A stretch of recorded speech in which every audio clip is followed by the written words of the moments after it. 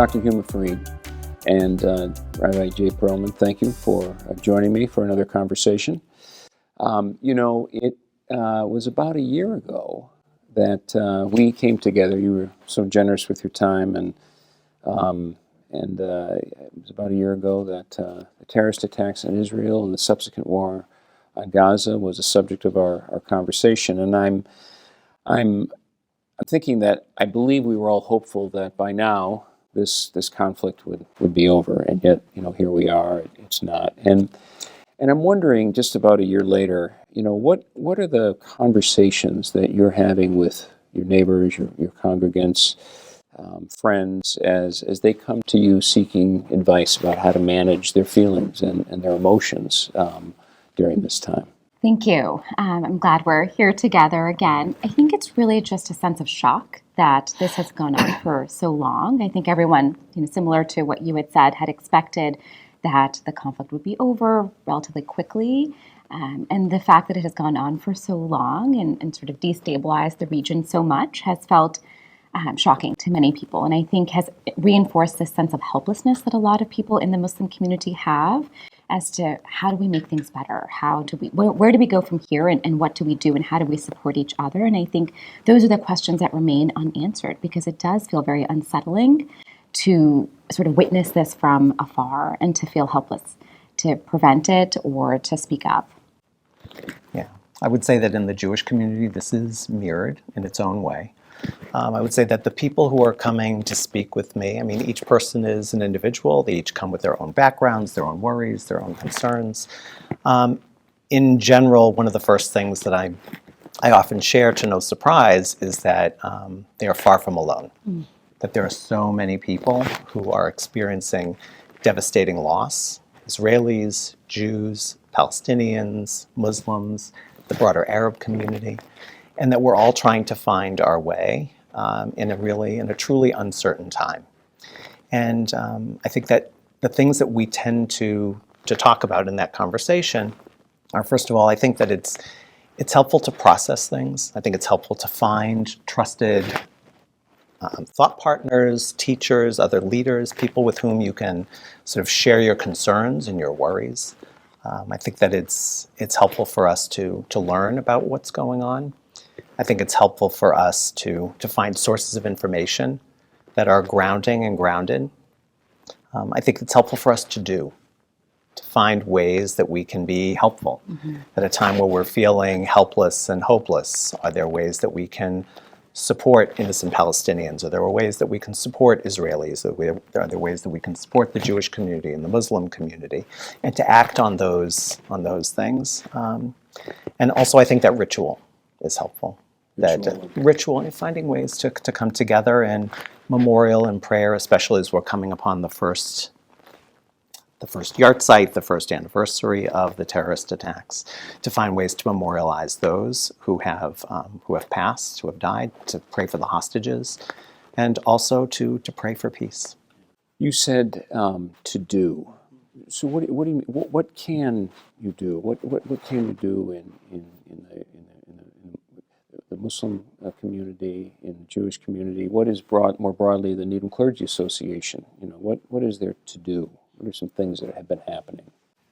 I think the biggest thing to do is to come together with your neighbors, whether they're Muslim, Jewish, Christian. I think that unity in this time is really important, because all we have is each other, and all we have is the town that we live in and the lives that we have. And I think to isolate ourselves or to, sort of be reclusive is not going to be helpful. And I think the point of living together is to engage in conversation and to have a better understanding of each other. And so I would encourage everyone to reach out to a neighbor, a friend, somebody who they see when they drop their kids off to school, somebody who they see in the grocery store, because I think those small connections do make a bigger difference, and they make you feel better and they make you feel heard. And I think, there's not a lot we can do, but all we can do is sort of be there for each other in our community. Yeah, I would agree. I think that is absolutely the most important thing that we can do, is to be present for each other, to listen to each other, to empathize, to open our hearts, to listen with compassion as people are wrestling and struggling, and to understand that the things that brought us together as friends to begin with, or as neighbors, is a shared sense of values, and to seek out those values that we do share and to build upon those. And so we can hold each other during a very difficult time. And I think that especially during this difficult time, it will be after this time comes to a close that we'll be able to build even greater strength in those relationships. Well, those relationships, help us get through difficult times. And one of the things I've noticed as the superintendent in Needham is that our students, and I think this is particularly true at the high school, have figured out ways to sort through what is going on. It's happened in class, for example. It's happened outside of class. But in particular, our students who are affiliated with the Jewish Student Union and the Muslim Student Union have figured out ways to both meet separately and process and talk, but they've also figured out ways to work collaboratively, within this high school community to figure out how they can talk about different things around faith and around their feelings, and to be able to share different perspectives, which is, of course, what I want to see happen in the school setting. And yet, the ongoing conflict is still troubling, not only for adults who are watching from afar, but also for students and their families who are still trying to figure out how to respond or to feel about war. What do we say now to our young people? What's some advice that you have as I continue to work with our young people throughout the system, but also children in the community? How do we help them continue to sort through their feelings?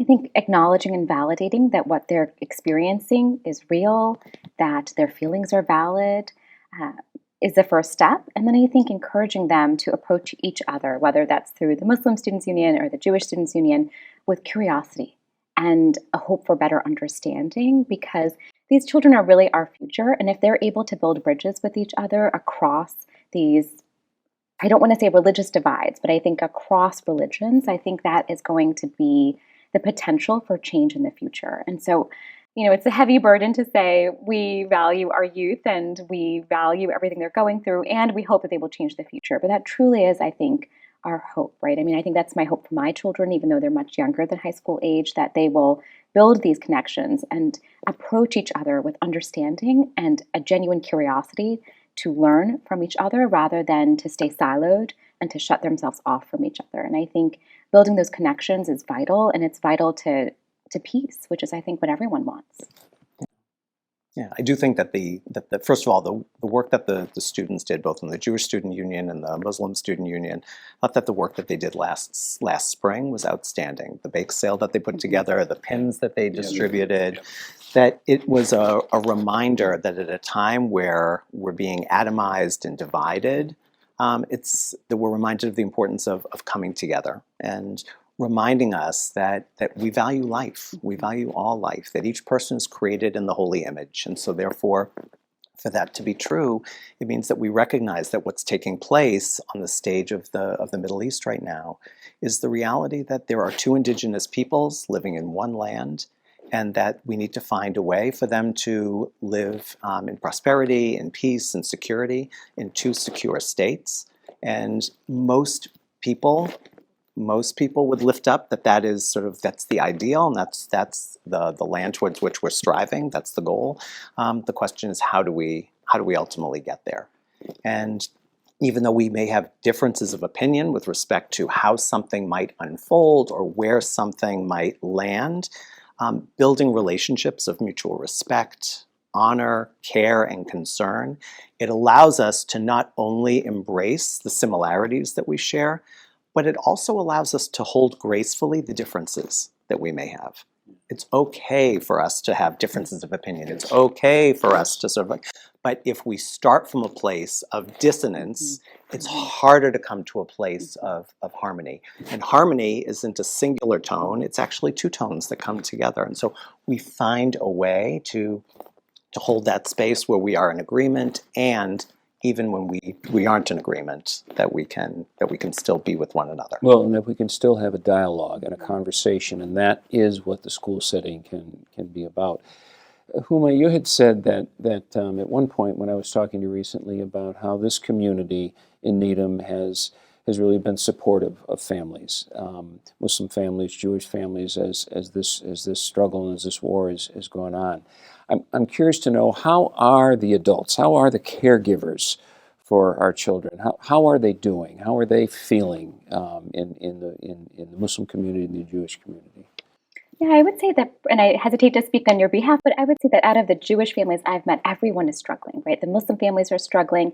And I think it is very difficult to see war and conflict, no matter who you are. But I do believe that this community is very individual and very unique and very supportive. And I felt incredibly supported by my neighbors, by my, both Muslim and Jewish and Christian. And I think that has been the beauty of being here. And it's been sort of unexpected. I really, I didn't know much about Needham when we moved 8 years ago. And I think it's truly in times of dissonance and in times of conflict that when people come together, you realize, like, this is the kind of town I live in, that people are going to check in on each other regardless of their faith, regardless of whether they hold the same beliefs 100% of the time. And I think that has been really wonderful to see that and to model that for my own children. But I do think it's been challenging. It's been really hard for the adults in this community, and yet they have risen to the occasion and really been supportive of each other. And I've had friends who are Muslim who live in other communities who've said to me, like, we heard great things about being Muslim in Needham, and we hear that there's a strong community both of Muslims and of people who support the Muslim community. And I think that's very unique, and I really appreciate being here because of that. Well, I'm glad folks feel supported, and adults in the Jewish community, different people, different perspectives, Different and people, feelings. different perspectives, and I would say that people are wrestling intellectually, emotionally, politically. It's a time of rupture, and I think that for many people, sort of like the emotions, they have to put the emotions on the back burner while they're taking care of the day to day. But it's still very much there, and I think that your question is a good one and an important one. And I think that one of the things that we can do, going back to sort of the notion of what can we do, is I think that we can and should be checking in on each other. Mm-hmm. Like, I think that one of the things that we can do is to check on our Muslim neighbors, is to check in on our Jewish neighbors and friends, and just ask, how are you doing? I think knocking on that door, expressing one's individual care, opens up some dialogue and enables us to really feel a sense of embrace in a community that we aspire to build as a community of embrace. Right, a sense of belonging, and that you're not alone in feeling whatever it is. And I think that's true too for our young people, as well as they kind of navigate school and the different emotions. So, personally for both of you, I think, if I'm not mistaken, over this past year, you've gotten to know each other even more. What has that been like for you to get to know each other? What have you learned about Huma that you did not know? What have you learned about Jay that you did not know? I think I've been consistently impressed by your thoughtfulness and the way you approach things so, like, just thoughtfully, gracefully, and graciously. And I'm more like impetuous. I'm an OBGYN by training, and so it's like things happen really fast, and that's what I'm prepared for. So it's been really lovely to sort of see you approach these conversations with such grace, and it's taught me a lot. And we don't have an imam in Needham. We don't have like a formal clergy, and so there are moments where I'm like, oh, what would Rabbi Jay do? Like, I wish I could just talk to him about X, Y, and Z. And sometimes I have gotten your advice about like what to do with my kids, or this is what I'm struggling with at work. And I think it's been really lovely because it's been an unexpected sort of gift. Well, and it's been a blessing for me. Right back at you. It's been a wonderful blessing to get to know Huma, and I would say that Huma, you had me at hello. When you first came in and we learned about your gracious offer to be part of the Clergy Association, it's like I picked up the phone or I sent an email and just sort of said, it's like, do you want to get together for a cup of coffee? And you said yes. It's like, God bless. And it has been such a joy, and the warmth that you have shared and the openness that you have shared. And immediately, I said, can we come to your temple for services? I didn't even have time to have the opportunity to offer. You said, please, may we come, and may our family come, and to be a part of, and the book that you shared with our community, that we shared the beautiful inscription that you placed within with our community. It's been great. And I know that look, these are turbulent, terrible, troubling times. And it's not always easy to lead with an open heart, but I am deeply, deeply grateful that you have done so, and you continue to do so. Well, and I think it's amazing for the community to have two, even the broader community, two role models like yourselves to really help lead us and think about how we can think through and feel through very difficult topics and times, and still do it in a way that's civil and that speaks to one's heart, and so that's amazing that you've been able to do that. Needham is a special community, and I know within the schools, my concern around our students and the staff and their families, as we continue to think about and process events. Certainly this fall is a busy fall for the world and for this country. I'm wondering, what advice do you have for me that we need to be thinking about, or we need to continue to do to support our students and their families? I think continuing to provide safe spaces, as you have done, to engage in conversation, because this is sort of like the place where you can be safe in talking to people and discovering things and learning more about who you are and how you respond to things that happen around you. And I think giving people that foundation of this is how you approach conflict, because conflict is inevitable, whether it's in your personal or professional life or whether it's on a broader scale. And I think equipping our students with enough resilience and grit and enough understanding of who they are individually will give them the confidence they need to navigate troubling times with grace and with compassion. And I think that's the kind of leaders we need in the world. And I think that's what we can embody here. Again, amen. And I think that, first of all, you're inviting us to participate in this conversation is role modeling, I think, sort of best practices in terms of, I think that one of the things, our family has been in Needham for over 20 years now, and I think that one of the things that moved us about Needham when we first came, and certainly over the years, and most especially now, is that Needham is a community that, to the best of its ability and through its leadership, seeks to live its values. And begins from a place of what is a healthy community, what is a healthy student, what is a healthy family, what is a healthy individual, what are healthy relationships, like what are those values that ground us and that inspire us, and to begin there, rather than begin from a particular political platform or begin from a place of one's particular agenda, whatever it happens to be.